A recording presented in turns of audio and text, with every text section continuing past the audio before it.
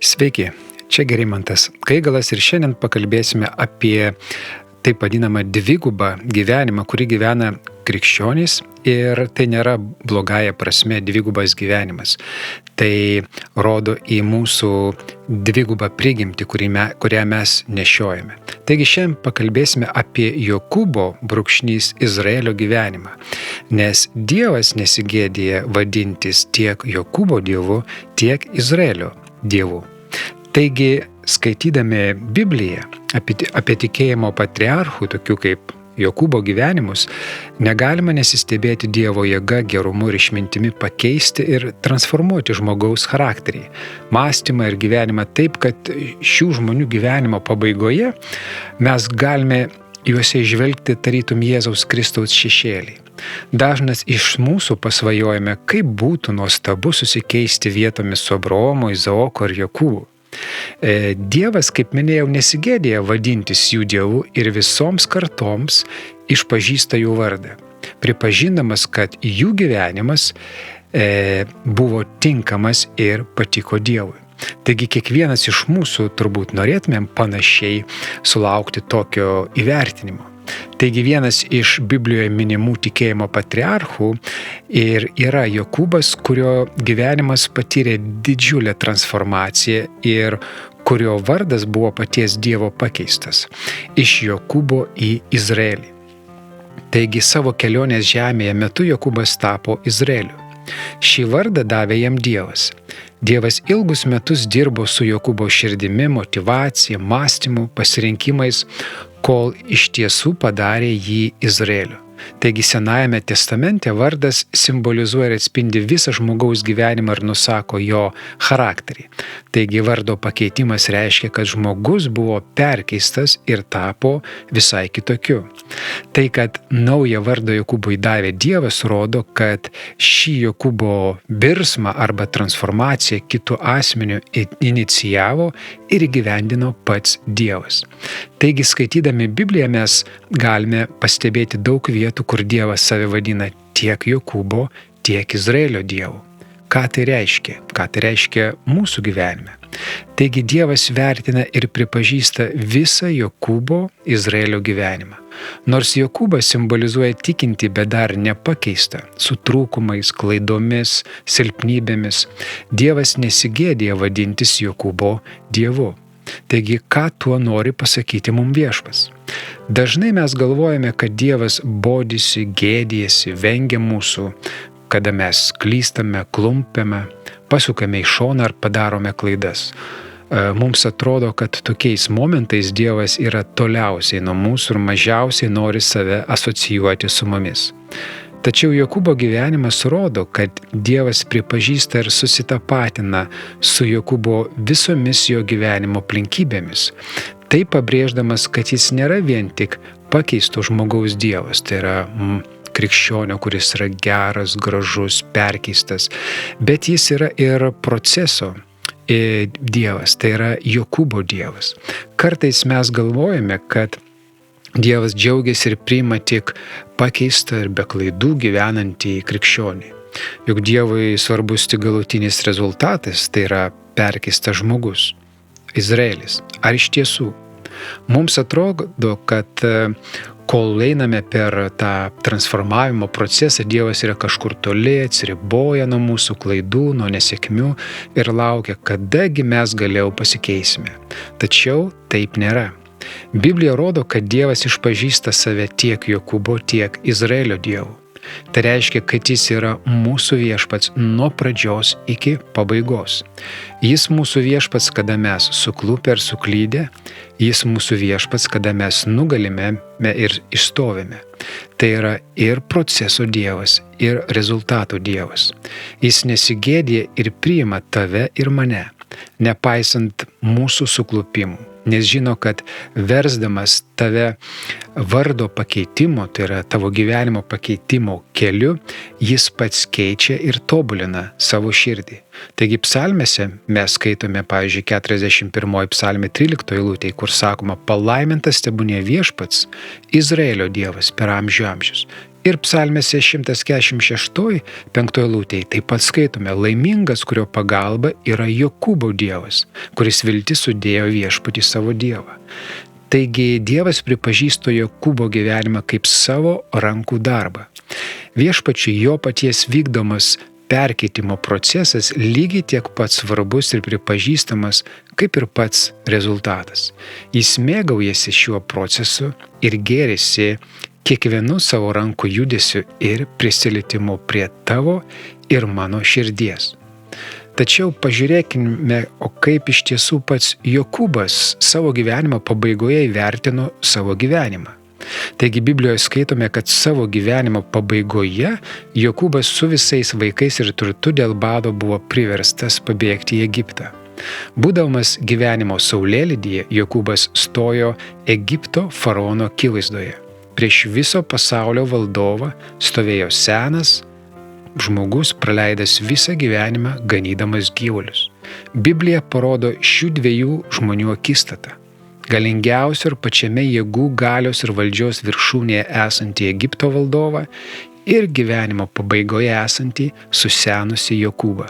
Stovėdamas prieš viso pasaulio galybę, Jokūbas taip įvertino savo gyvenimą. Skaitome pradžios knygoje 47 skyrius 9 eilutė. Jokūbas atsakė faraonui, šios žemės kelionėje esu 130 metų. Negausios ir sunkios buvo mano gyvenimo dienos. Nepasiekiau savo tėvų amžiaus. Taigi mes matome, tai buvo Dievo pripažinto ir jam įtikusio žmogaus savo paties gyvenimo įvertinimas. Daugelis iš mūsų tikėtumėmės kitokio išpažinimo, tokio tikėjimo išpažinimo, pilno tikėjimo, džiaugsmo, sėkmės, išdidžiai stovinčio ir išpažįstančio galingiausio žmogaus akivaizdoje, kad gyvenimas su Dievu buvo pilnas sėkmės, nuotykių, džiaugsmo ir palaiminimų. Tačiau Jokūbo išpažinimas buvo kitoks. Jis savo gyvenimą vertino ne taip. Mes pastebime, kad Dievo ir Jokūbo vertinimai skyrėsi. Dievas visiems laikams ir kartoms įrašė Jokūbo gyvenimą kaip tikėjimo pavyzdį, pripažindamas ir išaukštindamas jį.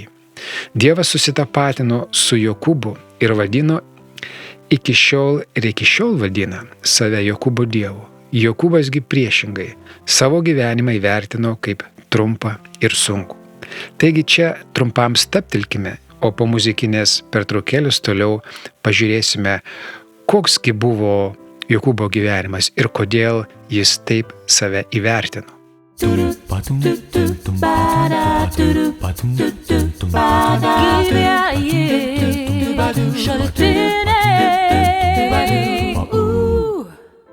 Taigi toliau grįžtame ir kalbame apie tai, ko galima pasimokyti iš Jokūbo Izraelio gyvenimo ir to proceso, per kurį jį vedė viešpats. Kada Jokūbas savo gyvenimą vertino kaip trumpą ir sunkų, Dievasgi mes matome nesibodė vadintis Jokūbo Dievu ir jį pastatė tarp pavyzdžių, į kuriuos mes pašaukti lygiuotis. Taigi Jokūbo išpažinimo tokia istorija mus taip pat moko turėti teisingus lūkesčius ir įsivaizdavimus apie tai, kas patinka Dievui ir koks yra krikščionio gyvenimas žemėje. Šiomis dienomis ypač daug pamokslaujama ir žadama krikščioniui palaiminimų, žemiškų gėrybų, sėkmės, palankumo, garbės ir ypatingumo statuso. Todėl daugelis savo viduje įsirašo klaidingą krikščioniško gyvenimo lūkestį ir neišsipildžius dideliai žadėtai sėkmei, didingam tarnavimui, prabudimui ar žinojimui apie tave, koks tu esi didelis Dievo vyras ar moteris, o taip pat susidūrus su sunkumais, klaidomis, silpnybėmis ir nesėkmėmis, daugelis pasuka atgal į pasaulį ir nusivilia neteisingai pristatytą gerąją naujieną. Juk geroji naujiena turi būti gera visose srityse ir atsakyti bei patenkinti visus tavo ir mano norus, net ir slapčiausius, pavyzdžiui, didybės maniją, žinomumą, komfortą, sėkmę. Jokūbo gyvenimas parodo, koks yra krikščioniško gyvenimo tarpas ir kogi galima tikėtis. Jokūbo žodžiuose yra sudėta išmintis, kurią jis subrandino savo gyvenimo kelyje. Taigi, Jokūbo gyvenimo išvadoje mes galime pamatyti išmintį. Jokūbas savo gyvenimą įvertino kaip labai trumpą. Jis tuo metu buvo pragyvenęs 130 metų ir tai buvo labai nedaug. Šiais laikais tokia išmintis sunkiai sutinkama, nes daugelis gyvena taip, tarytum šis gyvenimas niekada nesibaigtų. Šiandien daugeliui atrodo, kad 130 metų amžius yra labai ilgas. Pats gyvenimo ilgumas nėra juk esminis dalykas. Pagrindinė išmintis yra tai, ar žmogus supranta, kad šis gyvenimas yra laikinas ir trumpas. Toks supratimas leidžia branginti laiką ir neeikvoti jį tam, kad tik kažką patirti, pamatyti, paragauti, sužinoti kuo daugiau, nes gyvenimas juk trumpas.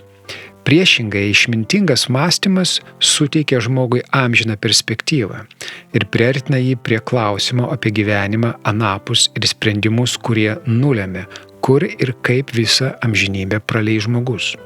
Toks mąstymas priartina mus prie Dievo ir suteikia išmintį teisingai išnaudoti laiką. Jokūbas pragyveno įtikdamas savo tikėjimu Dievui. Taigi, pažiūrėkime, kodėl Jokūbas savo įvertinime pasakė, kad jo gyvenimas buvo sunkus.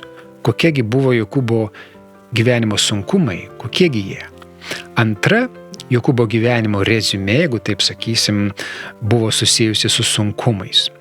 Jokūbo nuomonė gyvenimas buvo ne tik trumpas, bet ir sunkus. Kokie buvo Jokūbo sunkumai? Nuo kogi jie prasidėjo? Skaitydami Biblijoje apie Jokūbo gyvenimą mes matome, kad iš pradžių Jokūbo gyvenimas buvo paprastas, gana komfortiškas ir be didelių sukrėtimų. Jis juk buvo mamytės nulimylėtinis. Tačiau viskas pasikeitė nuo to momento, kada Jokūbas panoro būti Dievo pažado paveldėtoju. Nuo to momento, kada dėl Esavo lengvabūdiškumo ir pirmagimystės teisės išsižadėjimo Jokūbas tapo Dievo pažado dalininku, jo gyvenimas apsivertė aukštyn kojom. Iki tol buvęs ramus ir patogus Jokūbo gyvenimas tapo pilnas sunkumų, iššūkių ir kovų. Asmeninis širdies tikėjimas atnešė Jokūbo gyvenimą permainas ir sunkumus.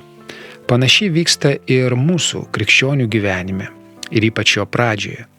Tikras atsivertimas ir autentiškas santykis su gelbėtoju Jėzumi Kristumi krikščionio gyvenime pakeičia iš esmės. Krikščionis susiduria su sunkumais ir kovomis, kurių iki tol nėra patyręs. Šios kovos ir sunkumai krikščionį lydi visą gyvenimą, kaip visą gyvenimą jie lydėjo ir Jokūbą. Būtent tikinčio žmogaus sunkumai įrašo į gyvenimo išvadą tokį žodį – sunkus. Tai nėra sunkumai susiję su nuodėmėmis, lygomis ar daiktais ar jų praradimais. Krikščioniško gyvenimo sunkumai yra susiję su santykiais. Kada Jokūbas atsistojo į tikėjimo kelią, į jo gyvenimą atėjo sunkumai susiję būtent su santykiais. Didžiausius jo gyvenimo sunkumus sukėlė santykių problemos su broliu Esavu, santykių problemos su aplinkiniais žmonėmis gyvenančiais aplink juos, bei namiškiais. Tačiau kaip bebūtų keista, būtent sunkumai susiję su santykiais tapo efektyviausiu Dievo įrankiu keičiant Jokūbo gyvenimą ir transformuojant jį iš Jokūbo į Izraelį. Jokūbas nesitikėjo, kad Dievo pažadas jo gyvenime bus įgyvendinamas tokiais būdais kaip sunkumai. Tėvo duotas palaiminimas turėjo asocijuotis juk su sėkme, didesnėmis bandomis gyvulių, žemėmis, įtaka kitiems. Dažnai ir krikščionys savo tikėjimo kelio pradžioje laukia ir tikisi pasikeitimų išorėje, kurie būtų paženklinti sėkme, pripažinimu ir lengvai pateptų gyvenimu. Tada patepimas asocijuojasi su žmogiška patarlė – sekasi kaip sviestu patepta. Tačiau krikščioniškas patepimas yra kitoks. Nuo to momento, kada Jokūbas tikėjimu tapo Dievo pažado paveldėtojų, Dievas pradėjo Jokūbo gyvenimo transformaciją į Izraelį. Jis tapo Jokūbo Dievu ir pradėjo jį vesti virsmo į Izraelį keliu. Būtent šiame gyvenimo, charakterio ir identiteto suformavimo procese buvo reikalingi sunkumai, kuriuos Dievas ne pats juos atnešė jo gyvenime, bet naudojo kaip pagalbininkus, pažabojant jauną arklį, kuris pasiruošęs greitai, veržliai ir stipriai lėkti į tikslą. Panašiai turbūt ir mes elgiamės, kada tikėjimo pradžioje bėgame, neatsisukdami į patepimą, į prabudimą, į Dievo jėgą, šlovę, neskaičiuodami ir negalvodami nieko. Panašiai kaip jaunas arklys, turintis daug jėgų. Taip elgėsi ir Jokūbas. Ir Dievui reikėjo įstatyti tokį jauną arklį į tinkamas vėžes bei išugdyti paklusnų ir patikimą žirgą, kuris nenumeta raitelio, bet joja darniai kartu su juo. Taigi, čia stabtelkime dar vienai muzikiniai pertraukėliai, o po jos pažiūrėsime, kokiegi buvo pagrindiniai gyvenimo sunkumai, Jokūbo gyvenimai susiję su santykiais. XFM. Radijas gyvenimui.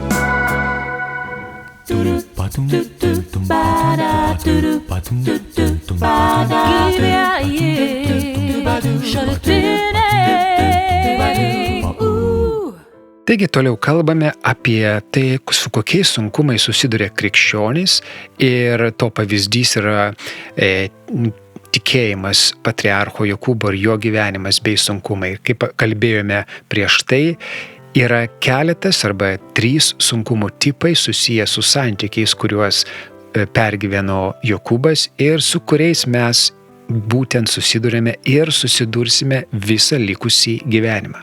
Taigi pirmas Jokūbo gyvenime sunkumas buvo kovos ir sunkumai susiję su broliu Esavu. Senajame testamente Dievas kalba mums įvaizdžiais, kurie Naujajame testamente virsta tikrovė. Taigi Jokūbas ir Esavas buvo broliai dvyniai, iš kurių Esavas buvo pirmagimis, o Jokūbas jaunesnis. Naujajame testamente šie broliai dvyniai simbolizuoja dvigubą žmogaus prigimtį, senąją nuodėmingą, kaip Esavas, ir naują atgimusią, Jokūbas. Tai, kad Esavas buvo pirmagimis, reiškia, kad mes visi juk iš pradžių gimstame pagal kūną. Niekas iš žmonių pirmas negimė iš naujo, iš aukšto, dvasia, o paskui kūnu. Visi mes iš pradžių juk gimstame kūnu ir paveldime nuodėmingą Adomo prigimtį, todėl visiems mums reikalingas išgelbėjimas ir atgimimas iš naujo, tai yra iš dvasios. Taigi mūsų nauja dangiška prigimtis yra panašiai broliui dvyniai, kuris gimsta vėliau. Taigi vieni pirmųjų pagrindinių Jokūbo gyvenimo sunkumų buvo susiję su vyresniuoju broliu Esavu, dėl kurio elgesio Jokūbas buvo priverstas bėgti iš tėvų žemės ir palikti viską. Šis konfliktas tampa iš esmės kiekvieno iš naujo gimusio krikščionio gyvenimo dalimi. Kiekvienas krikščionis po įtikėjimo susiduria su priešprieša savo senosios prigimties, kuri taip pat nori paveldėti Dievo pažadus, ir naujosios prigimties, kuriai iš tiesų Dievas ir suteikė pažadą, tai yra Kristų. Taigi ši vidinė kova mus lydi visą gyvenimą ir turi savo sezonus, turi savo pralaimėjimus ir pergalės. Iš pradžių atgimęs krikščionis palieka visą savo praeitį ir pasitraukia tolyn nuo senosios prigimties, kaip Jokūbas nuo Esavo. Pabėgo. Dažnai ką tik įtikėjęs krikščionis yra silpnas ir bėga bei atsisako savo gyvenimo būdo iš baimės ir noro paveldėti juk Dievo gerus dalykus. Šiame etape krikščioniui būdinga bijoti savo praeities, bijoti pakartoti klaidas, prisiminti senas nuodėmes, įpročius. Taigi tada mes dažnai suklumpėme ir vėl keliamės.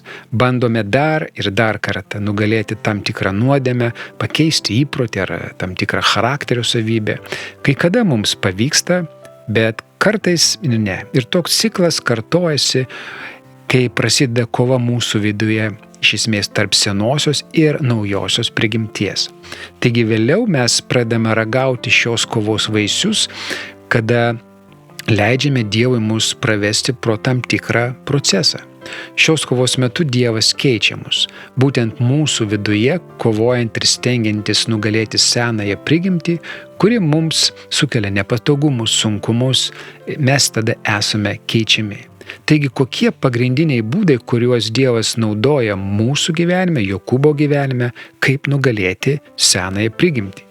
Taigi, ši kova mūsų viduje išugdo mumise tam tikras Kristaus savybės. Mes negalime pasipriešinti ir nugalėti senos prigimties, jos troškimų, įpročių savo jėgomis. Todėl Dievas siūlo savo ginklus, metodus ir būdus, kaip šioje kovoje mums ne tik nugalėti, bet ir būti vedamiems ir keičiamiems į Kristaus atvaizdą. Taigi, skaitydami apie Jokūbą ir jo santykius su broliu Esavu, mes galime iš esmės pastebėti pagrindinius ginklus, kuriuos naudojo Dievas Jokūbo gyvenime ir kuriais buvo pasiekta pergalė.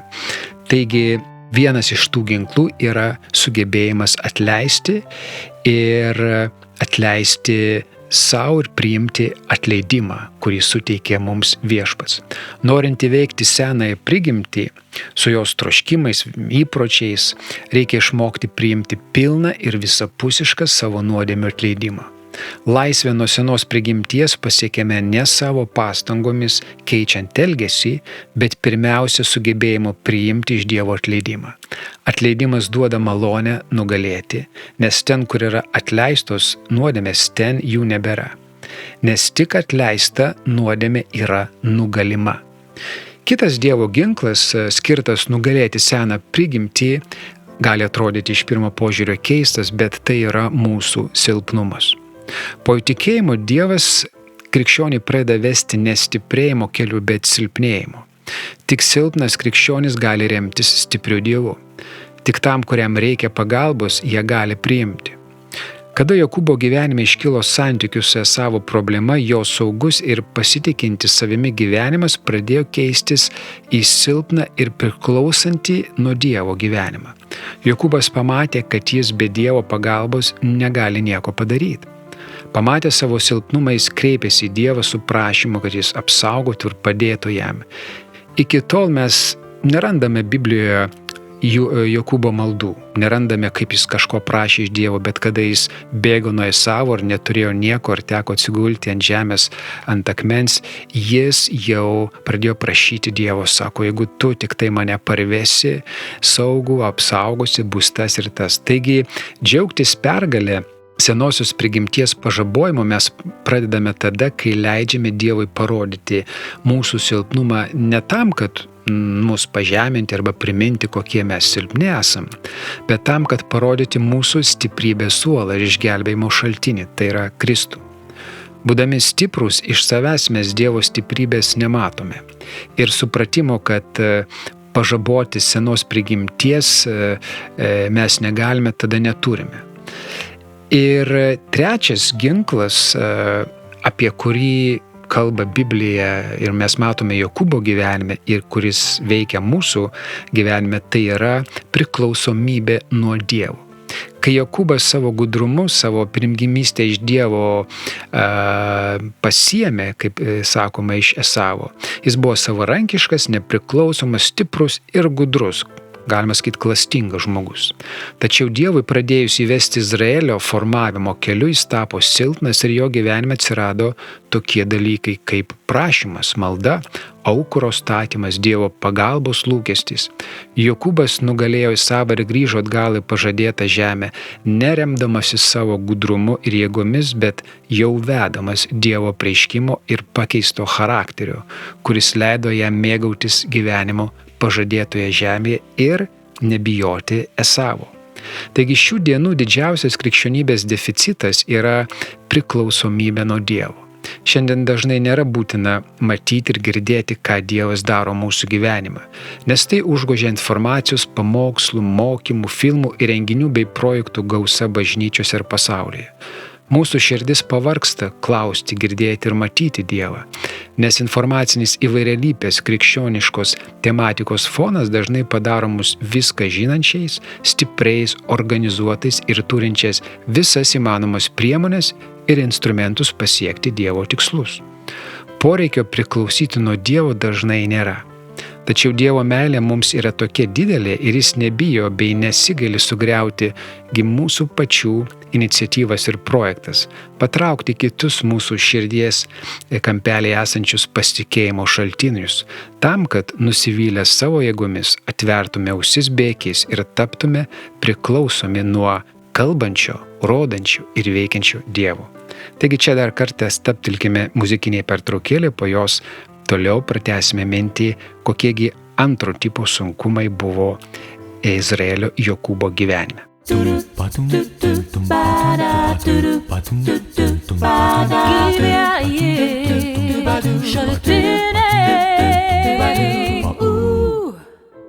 Čia Gerimantas Gaigalas ir šiandien kalbame apie tai, koksgi yra krikščionių gyvenimas, kurį Dievas vertina ir vertina žymiai kitaip negu pats krikščionis. Mes tai kalbame žiūrėdami į Jokūbo virsmą į Izraelį, į jo transformavimosi procesą, kurį inicijavo ir organizavo pats Dievas. Taigi kalbėjome, kad Dievas naudoja sunkumus ne tam, kad mus pažeminti, bet tam, kad išugdyti mumise Kristų. Prieš tai kalbėjome apie vieno tipo sunkumus, su kuriais susidūrė Jokūbas, su kuriais susidūrėme ir mes, tai yra sunkumai susiję su Esavu, arba mūsų gyvenime tai reiškia sunkumai susiję su mūsų vidinė kova tarp senos ir naujos prigimties. Antro tipo sunkumai, apie kuriuos dabar pakalbėsime, yra susiję su pasauliu. Taigi viena Jokūbo gyvenimo sritis, kurioje jis susidūrė su sunkumais ir kovomis, buvo susiję su santykiais su jo dėdė Labanu ir jo aplinka. Jokūbas pragyveno daugiau kaip 20 metų pas Labaną ir šiame savo gyvenimo etape susidūrė su Labano bei jo aplinkos neteisybė, savanaudiškumu, apgaule, manipuliacija, priekaištais, kaltinimais. Tai nebuvo lengvas Jokūbo gyvenimo etapas, tačiau šio laikotarpio metu Jokūbo širdis buvo keičiama ir lipdoma į Izraelį. Sunkumai ir kovos patirti santykiuose su Labanu ir jo aplinka buvo taip pat Dievo įrankiai transformuoti Jokūbo gyvenimą. Taigi, ką tai reiškia šiandien krikščioniškame gyvenime? Kiekvienas krikščionis atsistojęs į tikėjimo kelią susiduria su santykiais su pasauliu bei jame gyvenančiais žmonėmis. Tai yra netikinčiais. Šis pasaulis yra piktojo valdžioje. Jame yra daug neteisybės, yra godumo, pažeminimų, savanaudiškumo, išdidumo ir kitų blogų dalykų. Kiekvienas krikščionis asmeniškai susiduria su netikinčių žmonių kartais neteisingų elgesių, pažeminimais, manipuliacijai, žeidimais, priekaištais, kaltinimais ar grasinimais. Ne visada krikščionis pasaulio akyse yra matomas palaimintas sėkmės džentelmenas. Priešingai, iš pasaulio dažnai krikščionis susilaukia pašaipos, kartais ir yra apgaunamas. Kai kuriais krikščionys pasinaudojame siekiant pripažinimo, pinigų ar garbės. Šis konfliktas ir kova su pasauliu tęsiasi visą krikščionišką gyvenimą. Tačiau Dievas panaudoja šias aplinkybės ir sunkumus ir per juos keičia mūsų širdį, išryškindamas mumise Kristų. Taigi Dievas mus veda į transformavimo keliu, keičiant mūsų senąjį vardą į naują. Dėl to mes dažnai net ir žiūrime, kad Simonas tapo Petru, Saulius tapo Pauliumi. Ne dėl to, kad būtina mums gramatiškai pakeisti vardą, bet taip kalba Viešpats rodydamas, kad jis inicijuoja mūsų perversmą, mūsų vidinį perversmą, jis jį ir įvykdo. Taigi, kokie yra Dievo siūlomi ir mumise formuojami ginklai bei metodai, kaip mums nugalėti pasaulį? Kartais krikščionis pergalę prieš pasaulį supranta kaip pasaulio pripažinimą, kaip matomą išaukštinimą, kuris sakytų, va štai mes matome, kad su tavim Dievas, arba matomą palaiminimą, ar sunkumų bei problemų pašalinimą iš krikščionio gyvenimo. Tačiau taip nėra. Skaitydami apie Jokūbo gyvenimą mes galime matyti, kad Dievas suteikia pergalę prieš Labaną, tai yra prieš pasaulį. Taigi, vienas iš pagrindinių Dievo siūlomų pergalės prieš pasaulį būdų yra vidinis apreiškimas.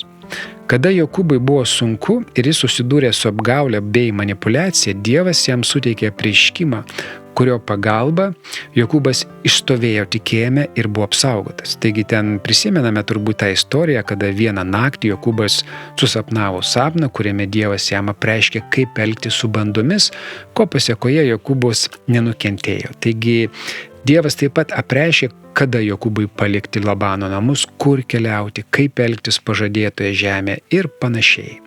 Taigi, kada Jokūbas susidurdavo su sunkumais, kurie ateidavo per Libaną ir ten esančią aplinką, Dievas apreikšdavo Jokūbui, ką daryti ir duodavo patarimus. Taigi tokie patys ginklai šiandien siūlomi ir kiekvienam krikščioniui. Pergalė prieš pasaulį yra mūsų tikėjimas, kuris gaunamas ne iš gramatinės Biblijos struktūros, bet iš išgirsto Dievo žodžio. Iš Dievo atėjęs apreiškimas yra pagrindinis ginklas pergalė prieš pasaulį. Mes nugalime ne savo jėgomis, loginiu mąstymu, išprusimu ar žmogiška išmintimi, bet iš Dievo ateinančių apreiškimų, kuris dažnai kai kada atrodo kvailas ir paprastas. Gal todėl velnias taip dažnai stengiasi velti krikščionį į veiklą, įsukdamas į nesibaigiančių darbų karuselę, kuri vagia laiką ir atitraukia dažnai mus nuo asmeninio bendravimo su Dievu, iš kurio ir ateina apreiškimas ir patarimai. Taigi, mes, pavyzdžiui, Jono 1 laiške 5 skyriui 4 eilutėje skaitome, juk kas tik gimė iš Dievo nugali pasaulį. Ir štai pergalė nugalinti pasaulį.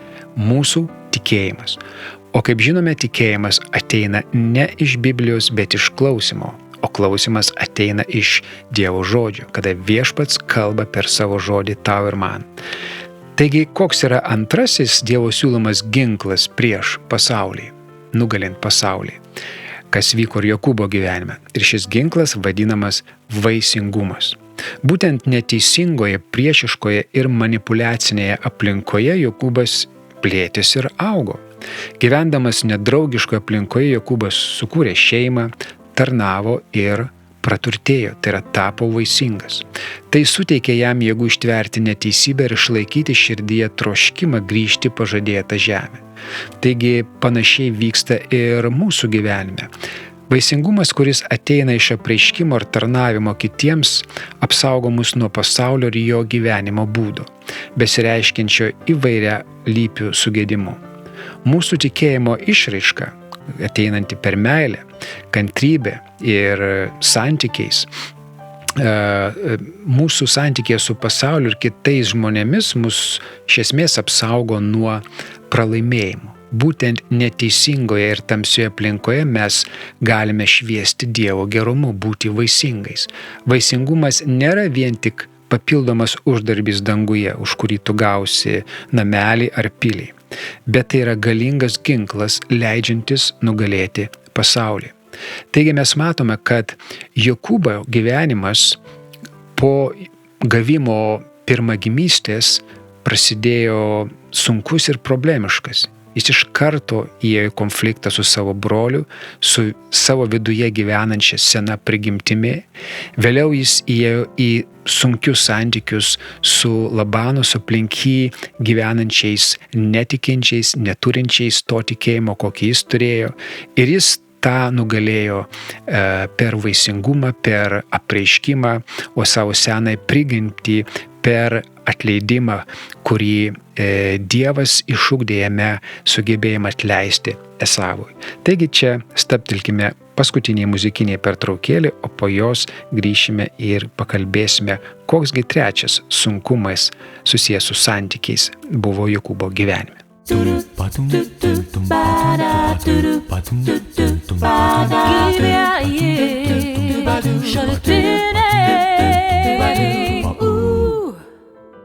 Čia Gerimantas Gaigalas ir šiandien kalbame apie sunkumus, būtent susijusius su santykiais, kuriuos patiria krikščionis visą gyvenimą, kurios patyrė Jokūbas, ir būtent santykių problemos ir padaro mūsų gyvenimą kabutėse sunku.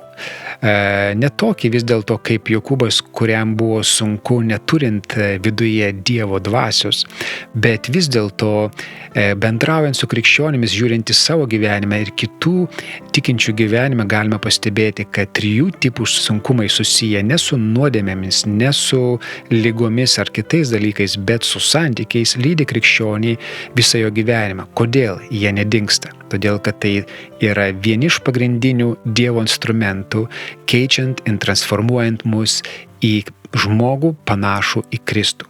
Taigi, kokie buvo 3 tipo sunkumai Jokūbo gyvenime? Juos galime apibrėžti arba pavadinti taip: kovos ir sunkumai susiję su bažnyčia ir bendruomenė arba tikinčiais, broliais, seserimis. Taigi šitas sritis, kurioje Jokūbas visą gyvenimą patyrė kovas ir sunkumus. Tai buvo susiję su jo šeima, santykiais su sūnumis ir vaikais.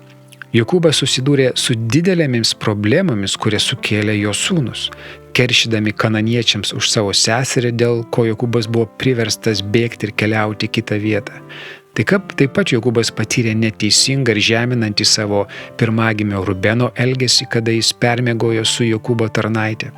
Jokūbas susidūrė su savo sūnaus Judo neištikimybė ir nedėkingumu, kada Judas atsiskyrė nuo šeimos ir brolių, nuspręsdamas gyventi atskirai. Pagaliau Jokūbas patyrė neteisingą, klastingą ir žiaurų elgesį su jo mylimu sūnumi Juozapu. Visi šie įvykiai turėjo skaudžias ir sunkias pasekmes Jokūbo gyvenime, bei sukėlė jam ilgalaikį liūdesį, ašaras ir sunkumus. Problemos ir sunkumai susiję su šeima buvo bene ilgiausia ir skaudžiausia, tačiau tuo pačiu metu jie atnešė ir didžiausią pergalę bei Dievo išgelbėjimą. Taigi, ką tai reiškia mūsų gyvenime šiandien? Nuo pat tikėjimo pradžios mes esame patalpinti į Dievo šeimą. Tai yra tarp savo brolių, seserų ir tikėjimo namiškių. Tačiau kiekvienas tikintysis turi trūkumų ir yra vedamas transformavimosi keliu. Kaip bebūtų keista, šiandien didžiausi sunkumai ir problemos krikščionių gyvenime kyla būtent dėl santykių su tikėjimo namiškiais. Todėl šiandien tiek daug yra susiskaldimų, ginčų, nesutarimų tarp krikščionių ir bendruomenių. Didžiausiai žaidimai, skausmas ir santykių problemos krikščionėms šiandien kyla ne pasaulyje, bet bendruomenėse. Tačiau iš kitos pusės būtent per tarpusavio santykius Dievas stipriausiai ir daugiausiai keičia ir daro mus panašiais į Kristų. Šie sunkumai tęsiasi visą krikščionišką gyvenimą, nes aplink mus visada bus ir ką tik tikinčių, ir jau seniau tikinčių, kurie kaip ir mes yra pakeliui į dangų ir yra keičiami Kristaus atvaizdą. Visų krikščionių gyvenime Dievas naudoja santykių įrankį keisti ir transformuoti mus į tikrus krikščionis, panašius į Kristų. Didžiausias mūsų širdies transformavimo procesas vyksta ne pasaulyje, bet bendruomenėse. Tarpusavio santykius ir sunkumus Dievas naudoja keisti mūsų vidų, kad mes taptume Kristaus paveldėtojais. Taigi, kokie yra būdai, metodai, kurių pagalba mes galime nugalėti sunkumus susijusius su tikėjimo namiškiais? Pagrindinis Jokūbo pergalės raktas prieš sunkumus, neteisingą ar kartais žiaurų savo namiškių elgesį buvo Dievo išugdytas sugebėjimas atleisti ir gyventi kartu su netobulais šeimos nariais. Būtent atleidimas, kurį mes suteikiame kitiems, kada patiriame tikėjimo brolių ir seserų klystkelius, neteisybę ar blogą elgesį, padeda nepasipiktinti ir nugalėti. Tai nereiškia, kad neteisingas elgesys bus be pasekmių. Tačiau atleidimas leidžia Dievui lipdyti ne tik mūsų, bet ir kitų širdį. Taigi, kitas ginklas nugalėti šiuos sunkumus ir problemas susijusius su tarpusavio santykiais yra viltis. Kad viskas, kas įvyksta sunkaus mūsų gyvenimo kelio pabaigoje, dėl tikėjimo pavirsta į gerą. Taigi didžiausias šios vilties pavyzdys yra Juozapo gyvenimas. Po visų neteisybių, skriaudų ir sunkumų, kuriuos patyrė dėl savo brolių elgesio, Juozapas atleido jiems ir pasakė, kad šį neteisingą ir klastingą poelgį Dievas panaudojo išgelbėjimui ir išaukštinimui. Pradžios knygoje 45 skyriui 5-8 eilutėje skaitome: Nesisielokite ir nebijokite, kad mane pardavėte. Jūsų gyvybę išlaikyti Dievas mane siuntė pirmą jūsų. Tik 2 metai, kai badas žemėje, jis dar tęsis 5 metus, kuriais nebus nei ariama, nei pjaunama. Dievas atsiuntė mane pirmą jūsų, kad išsaugotų jūsų palikuonis ir išgelbėtų jūsų gyvybės dideliu išgelbėjimu. Taigi ne jūs mane čia atsiuntėte, bet Dievas. Jis mane padarė tėvu faraonui, visų jo namų tvarkytojų ir Egipto šalies valdytojų. Taigi, kada mes atleidžiame savo tikėjimo namiškiams, mūsų akys atsiveria ir mes pamatome tai, kas paslėpta. Tada suprantame, kad net mūsų klaidos ir problemos dėl pasitikėjimo Dievu pavirsta į gerą kitiems. Tada mes suvokiame didesnį Dievo planą nei mūsų asmeniškai patirti sunkumai. Kas įvyko sunkaus ir neteisingo mūsų gyvenime, Dievas pakreipė į naudą kitiems. Kokiagi ta nauda? Tai mūsų panašumas į Kristų ir jo charakterio paveldėjimas. Mes paveldime naują vardą, kuriuo vadinasi kiekvienas tikintysis. Ir tas vardas yra krikščionis. Taigi, žvelgdami į visą Jokūbo Izraelio gyvenimą, mes matome, kad Dievas visus sunkumus susijusius su santykiais panaudojo keisti ir transformuoti Jokūbą į Izraelį. Šis Dievo darbas yra juvelyrinis, besitęsiantis visą gyvenimą. Todėl, kada į mūsų gyvenimą ateina sunkumai, Dievas skatina nebėgti nuo jų, bet ieškoti juose Dievo darbo, nes santykių sunkumai yra Dievo įrankis vesti mus į pažadėtą žemę, tai yra į Kristų mumyse. Taigi čia pabaigėme šią mintį ir primenu, kad šiandien kalbėjome apie tai, kodėl kartais, kaip Jokūbas krikščionis, gali atsidusti ir pasakyti, kad mano gyvenimas yra sunkus. Sunkus ne dėl nuodėmės ligų ar kitų dalykų, bet kartais sunkus dėl santykių problemų, santykių su savo viduje, kovojant prieš seną prigimtį, santykių su netikinčiais ir pasauliu ir santykių su tikėjimo namiškiai. Ir visi šitie instrumentai yra Dievo įrankiai mus paversti panašiais į Kristų. Taigi čia buvo Gerimantas Gaigalas. Primenu, kad mūsų laidų galite klausytis SoundCloud paskyroje, o savo pastabas ir komentarus rašyti elektroniniu paštu xfm.xfm.lt. Iki kitų susitikimų. Sudie.